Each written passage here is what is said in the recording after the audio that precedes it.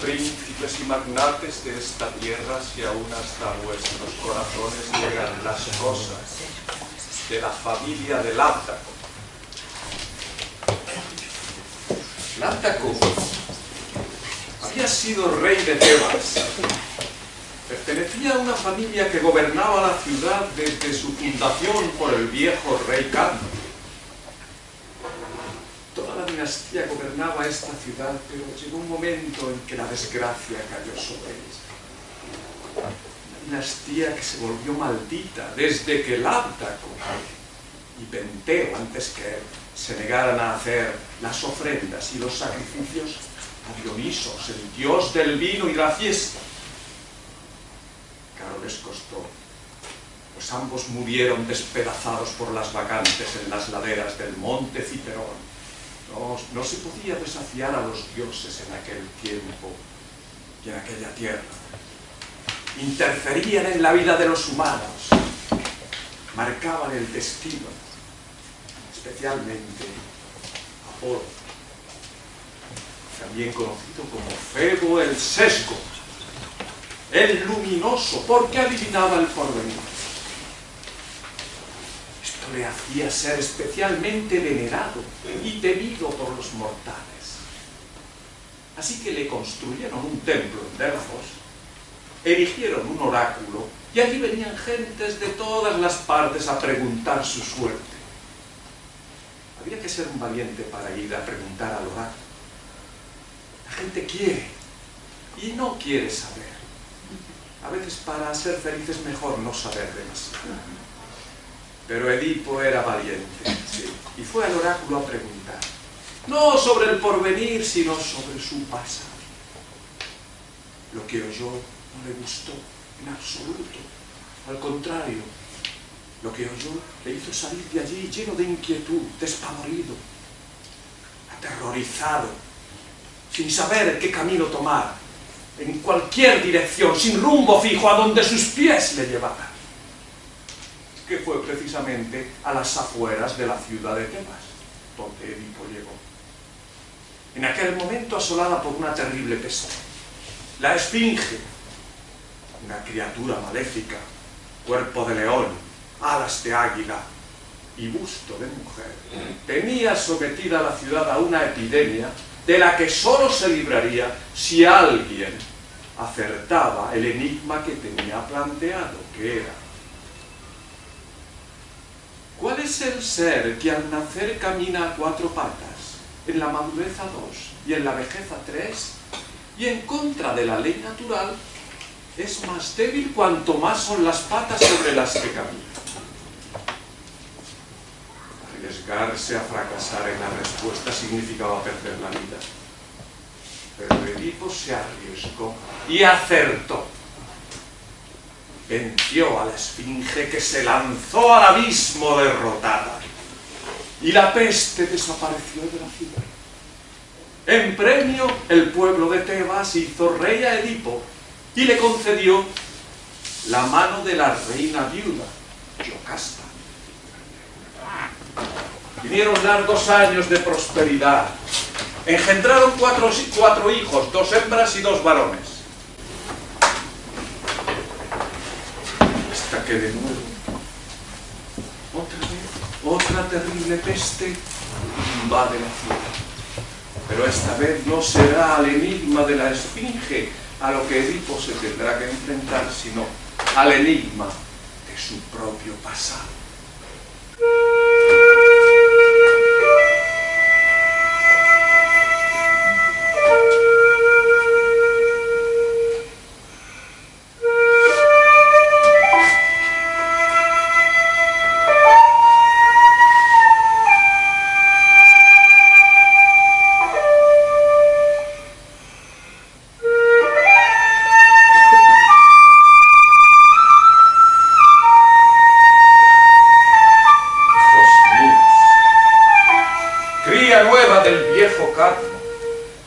¿Qué trance es este en que os veo ahí postrados, coronados con los ramos de los suplicantes, y el pueblo al par lleno de humo de incensarios y al par de cantos de salvación y súplica? Que yo, estimando justo no oírlo por boca de recaderos, heme aquí que salgo, yo al que todos noble Edipo llaman. Pero anciano, habla, tú que pareces el más propio para alzar la voz por estos. Dime, ¿cómo habéis venido? ¿Por miedo o por súplica? Di, que bien querría yo atender lo que fuese, pues qué sentimientos tendrías si de tal súplica no me conmoviera. Pues Edipo, tú que señoreas en mi tierra, ya ves la edad de los que aquí nos postramos a tus escaleras, los unos que aún no tienen fuerzas para alzar el vuelo y los otros de vejez cargados. Sacerdote yo de Zeus, y aquí estos escogidos entre los muchachos. Las otras gentes se postran ante el doble templo de Paras y la ceniza oracular de Ismeno.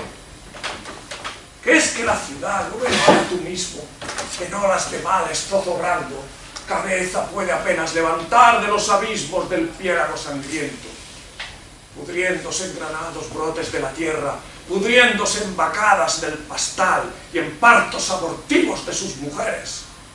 Y Dios abrasador, la peste odiosa avanza por pueblo y tierra, por quien se vacía ya la mansión de Cadmo, y negro el Hades se enriquece en llantos y gemidos.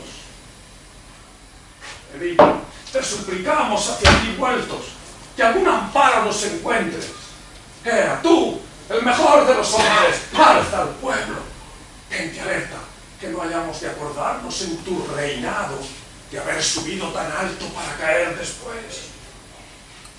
O si en esta ciudad has de regirla como la riges, mejor será regirla llena de gentes que no desierta, pues nada es una torre, nada es una nave vacía de la gente, que su espacio puede.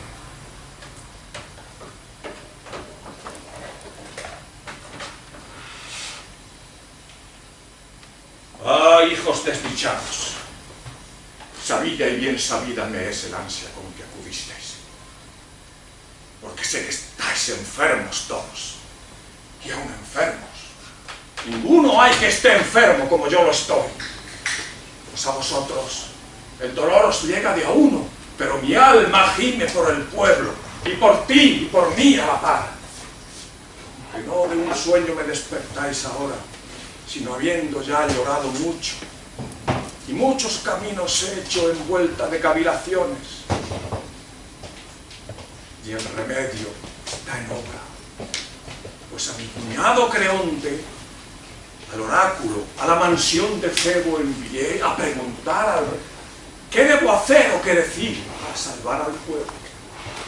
Y de que vuelva, poco he de valer si no hago todo cuanto el Dios ordene. Y a buen tiempo lo dije, pues ahí Creonte llega. Mi señor, mi parentela, ¿qué noticias vienes a traernos del dios? Manda Febo soberano claramente una cosa: una mancha y culpa que en la tierra está extendida, arrojarla y no dejarla criarse sin remedio. Una vez, Señor, fue Layo, nuestro rey y guía de Tebas, antes que tú el poder tomaras. A una fiesta fue en comitiva y nunca más volvió. Bandidos, el que se salvó contó que les atacaron, y no de una sino de muchas manos lo mataron.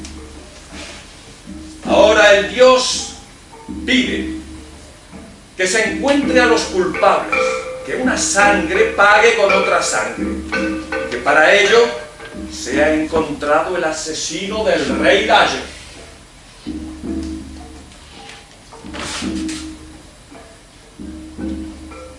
Así sea.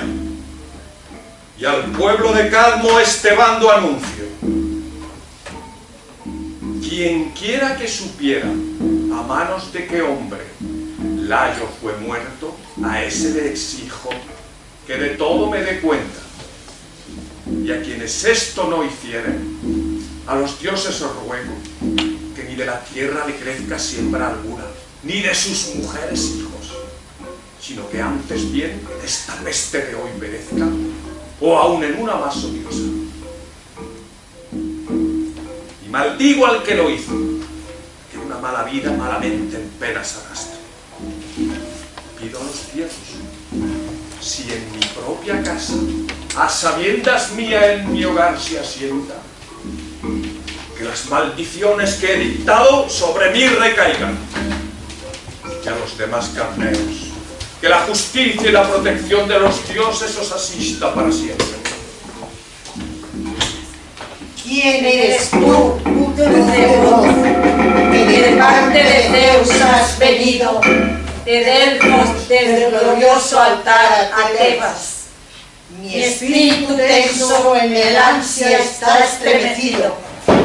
Te rogamos a ti, oh Febo Delio, en tu misterio indagando, ¿qué deuda es, ya nueva o ya rodada de los años, que ahora a cumplirme vas? Dime, hijo tú de esperanza y oro, rumor siempre vivo.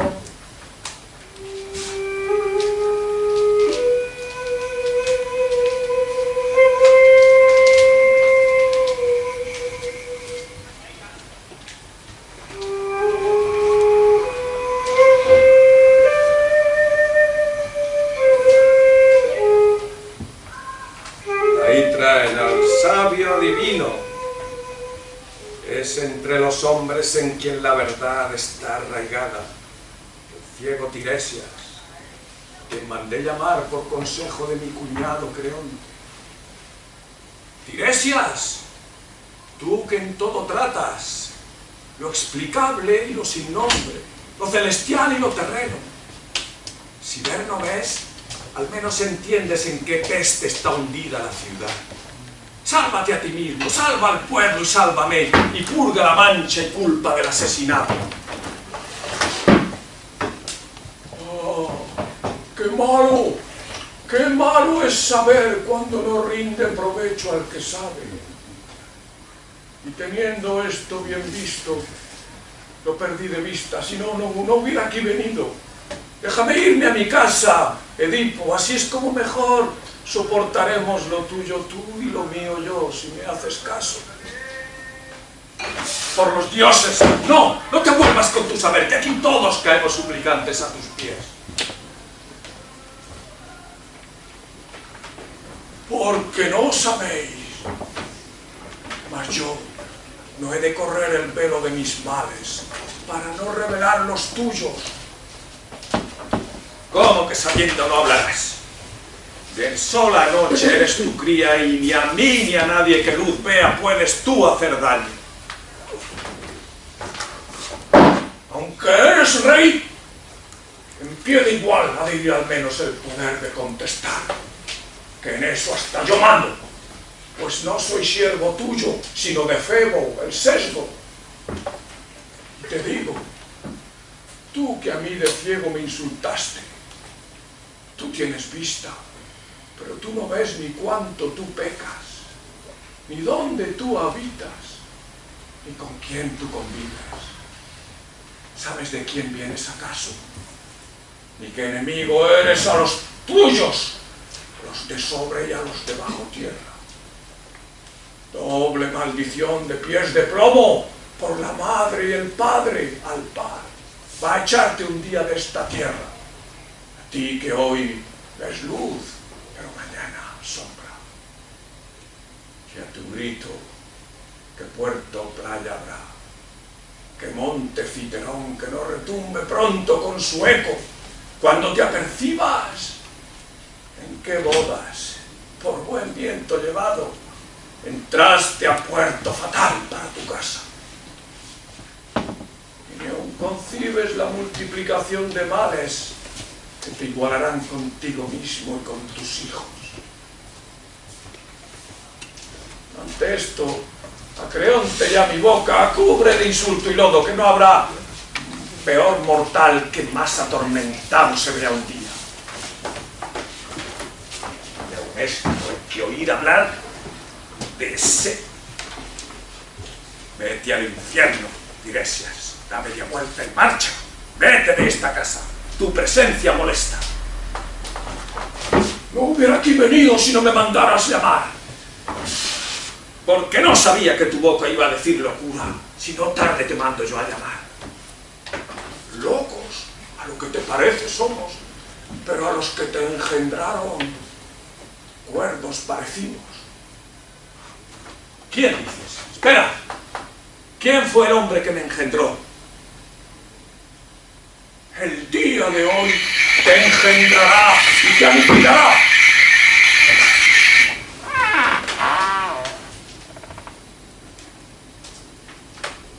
¿Quién será aquel que el oráculo anunció cometer horror de los horrores con las sangrientas manos? En verdad, el sutil agorero me hace estremecer.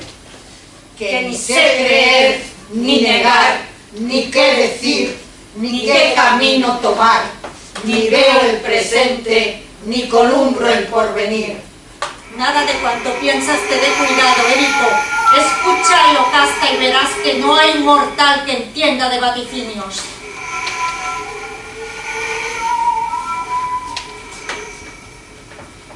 Edipo.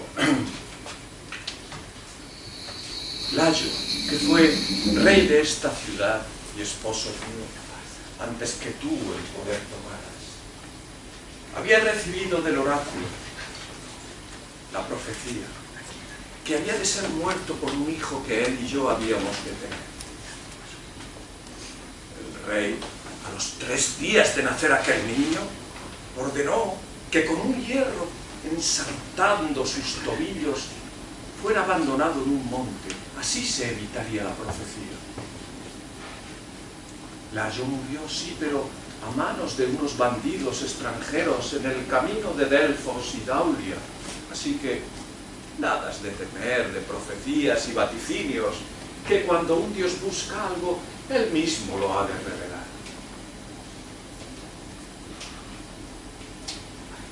Gran turbación y desconcierto me invade al escucharte, Yocasta. ¿Dices que Layo murió en un cruce de caminos? ¿Qué lugar es ese? La tierra se llama Fócida, donde los caminos de Delfos y Daulia vienen a confluir. ¿Y cuándo sucedió eso? Poco antes de venir tú a ser rey de Tebas. Ay, Zeus, ¿qué tienes acordado hacer conmigo? Pero dime, ¿cómo era Layo? Era grande, alto, la sien florida en nieves, de una fisonomía similar a la tuya.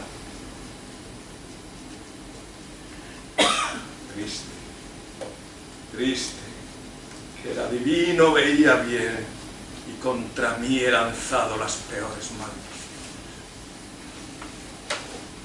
Pero, ¿cómo iba? ¿Iba solo? Un heraldo, el cochero, Layo en la carroza y 2 criados, 5 en total.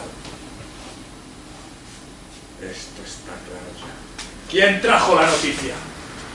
El único que sobrevivió, un criado. ¿Dónde está? De que te vio llegar y tomar los poderes del Layo, me suplicó que lo enviara lejos, a pastorear rebaños. ¿Puede hacérsele venir de inmediato?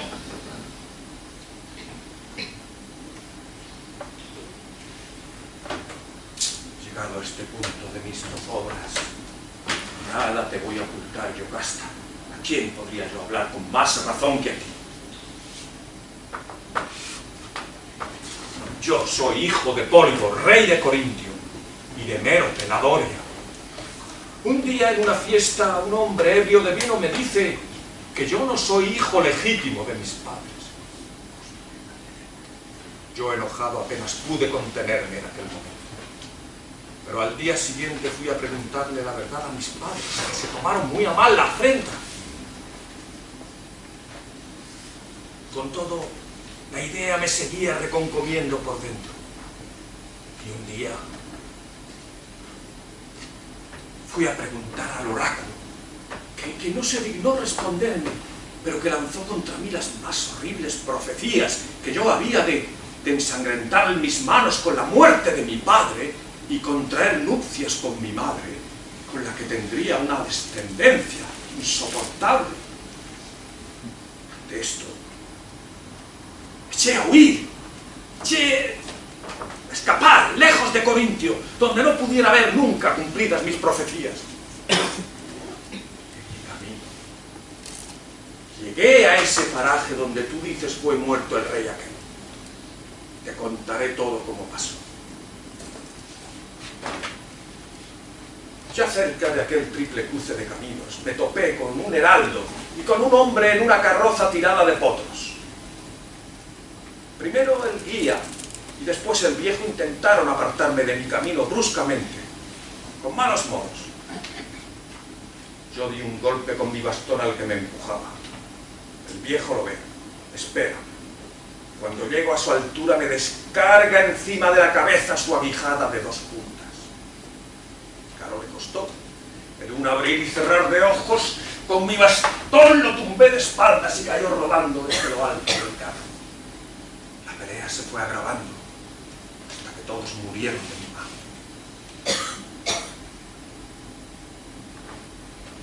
Si ese hombre era Layo, no soy el hombre más desgraciado de la tierra.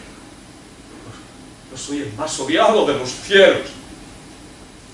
Pues que no habrá ciudadano ni extranjero que pueda darme hospedaje, ni dirigirme la palabra, sino que bien, al contrario, me tienen que echar todos de su casa. Y todo esto por el dictamen que yo he marcado. Solo hay una esperanza. Aparte de ser un vil, que está profanando el lecho del muerto con las mismas manos que le quitaron la vida. La hez de la inmundicia. ¡No, no! ¡Jamás llegue tal día, antes me muera que ver semejante mancha sobre mí! Hay que esperar que venga el pastor aquel y explique si se mantiene en la historia de que fueron varios los que mataron a Layo y no uno, porque no es lo mismo uno que varios. Pero si el asesino era uno, entonces va a estar claro.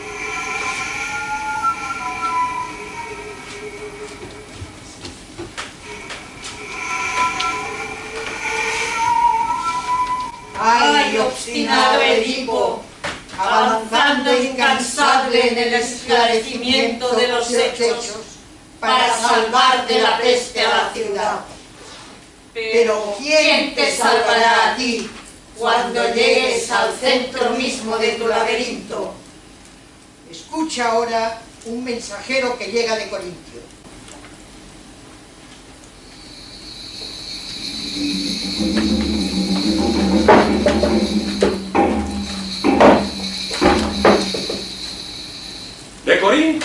anunciar que el anciano rey Pólibo ha muerto y el pueblo de Corintio ha decidido nombrar rey a Edipo. ¡Ah, oráculo de los dioses! ¿Dónde estáis? De miedo de matar a ese hombre, hace tiempo anda Edipo fugitivo y ahora está muerto. Y eso por su propio sino, de enfermo y viejo.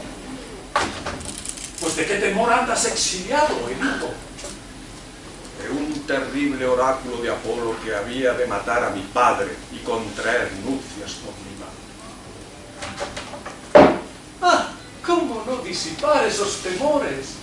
¿Cómo no aliviarte de esas preocupaciones? Pues tú no eres hijo de Pólibo, rey de Corintio, sino un regalo que recibieron de mis propias manos cuando eras apenas un recién nacido.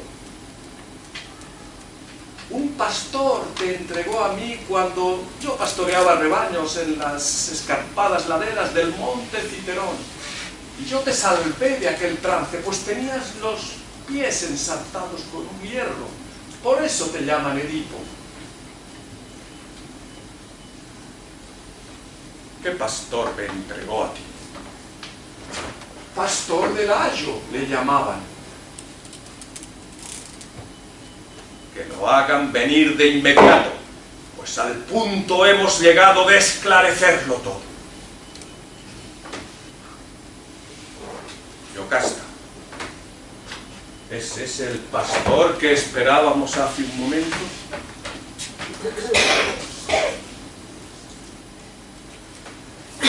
Todos los dioses, Edipo, déjalo estar.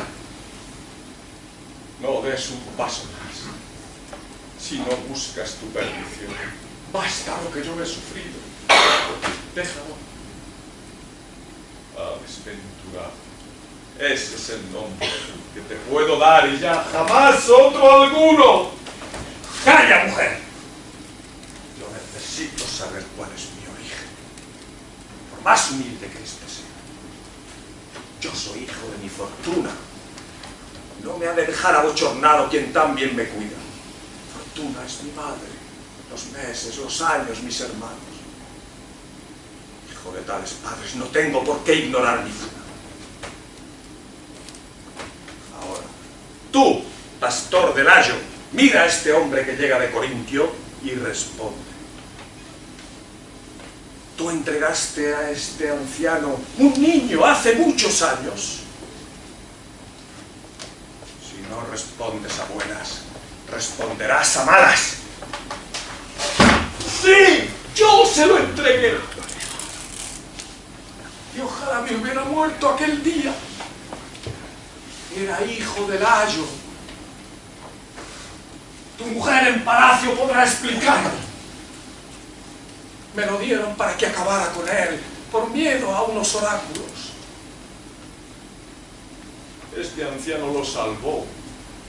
Yo se lo di para que lo llevara a las lejanas tierras de donde él era. Y él lo salvó para grandes males. Porque sabe Edipo que si tú eres aquel niño, has nacido con mal hado.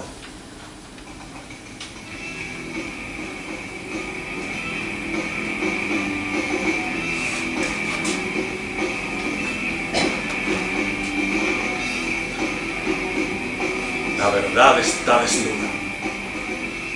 A ojos, contemplar por última vez esta luz. Todo se ha descubierto. Cosas las que vais a oír. Cuadro el que vais a contemplar. Príncipes y magnates. Ni el río Istro ni el Fasis creo que puedan lavar y purificar este palacio de cuantas abominaciones encierra. La divina Yocasta ha muerto. Furiosa y frenética atravesó el portal. Arrancándose con los cabellos con ambas manos, entra en la cámara. Ciérrase por dentro y comienza a dar gritos a Ayo, recordándole el hijo que juntos engendraron, que mató al padre, se quedó para sacar de la madre lo que no deben ser llamados hijos. Y comienza a dar gritos al lecho, donde la desventurada de un esposo tuvo esposo y de un hijo hijos. Luego se oyeron unos horribles alaridos. Edipo que vagaba de acá para allá pidiendo una espada, y a la mujer, no ya a su mujer, sino campo fértil donde hallara el ser para sí y para sus hijos. Enfurecido, entonces un enorme grito, y como poseído por un ser invisible, llevado por una fuerza descomunal, se abalanza contra los batientes de la puerta, la desterraja y se mete dentro. Allí, colgada, meciéndose en la retorcida cuerda, estaba la reina ahorcada. Entre bramidos pavorosos, la suelta del lazo que la sostenía, ya que estaba en tierra. Ah, escena lastimera, arrancando los largos broches y aureos con que adornaba sus vestiduras, los alza y los clava en las órbitas de sus propios ojos, diciendo: ah, ojos míos, no veáis ya más ni cuanto yo estaba haciendo, ni cuanto yo estaba sufriendo. Sepultados en eterna noche, contemplad a quien nunca debierais haber visto, y no veáis ya más a quien yo tanto deseé ver.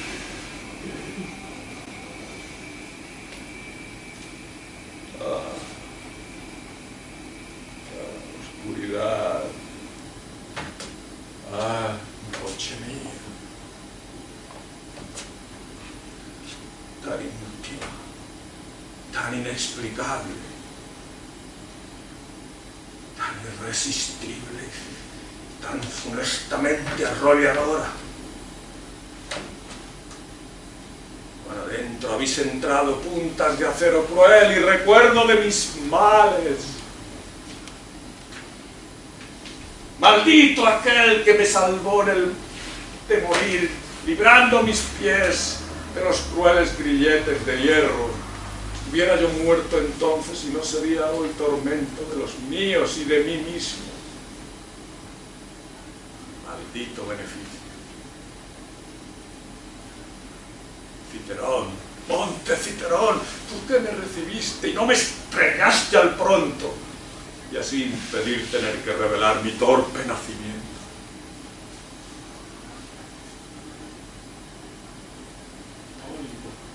Corintio y antiguo palacio que llamábamos paterno. ¡Qué belleza criabais en mí! Y al reventar he resultado un malvado e hijo de malvados. Encrucijada de caminos, y encinar aquel profundo desfiladero, escondido mal, que de mi mano bebiste la sangre de mi padre que era la mía.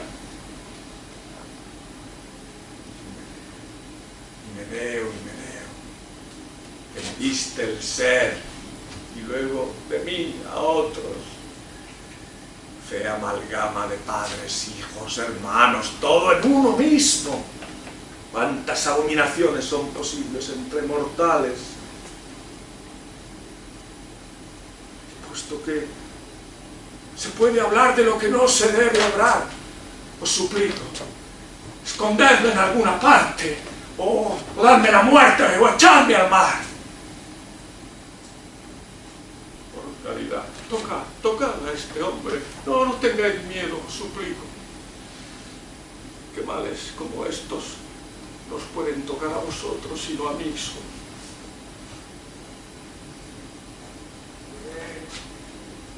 Y a ti, Creonte, un último ruego. Llame lejos de esta casa, a donde no haya mortal que pueda hablarme. A la que está en palacio, dale el entierro que tu amor te inspira. A mis hijos, varones, no ha de faltarles con qué vivir donde estén, y a mis pobres niñas, compadécete de ellas, que tengan mejor suerte que la del Padre que las engendró.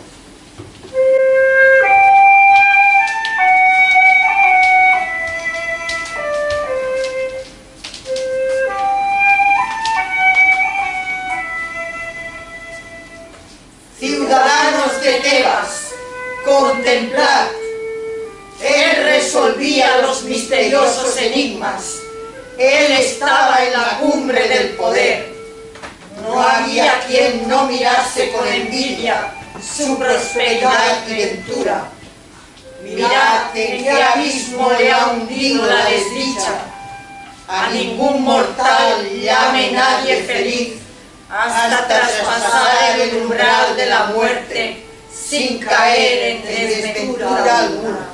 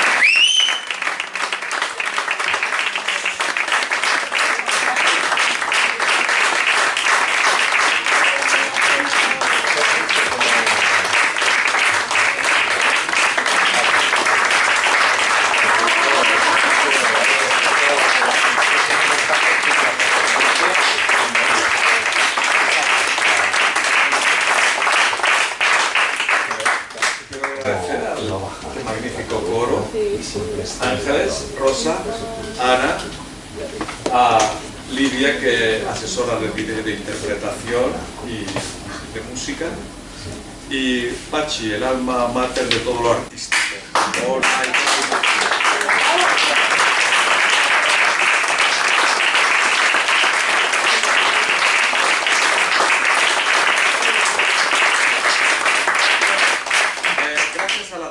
Nos ha permitido hacer nuestra pequeña tragedia griega. A ver si el año que viene la podemos hacer en el griego. Y ahora, pues, aparte de eso, Ángeles, os quería decir algo. Sí, yo quería dar las gracias porque es la primera vez que vamos a utilizar un nuevo evento que será la Sala Margarita Xirgu Acull, en el Ateneo. Porque dado que ella era socia del Ateneo, se fue al exilio y luego estuvo en Uruguay y en varios países por allí, pero ya en la época que estuvo aquí en Cataluña fue muy importante para el teatro y en toda su vida también. Entonces queremos hacer este homenaje a Margarita Xirgu y a partir de ahora veréis que aparte del dissabte de poesía y otras cosas tendrem això, la Sala Margarita Xirgu Acull. Gracias.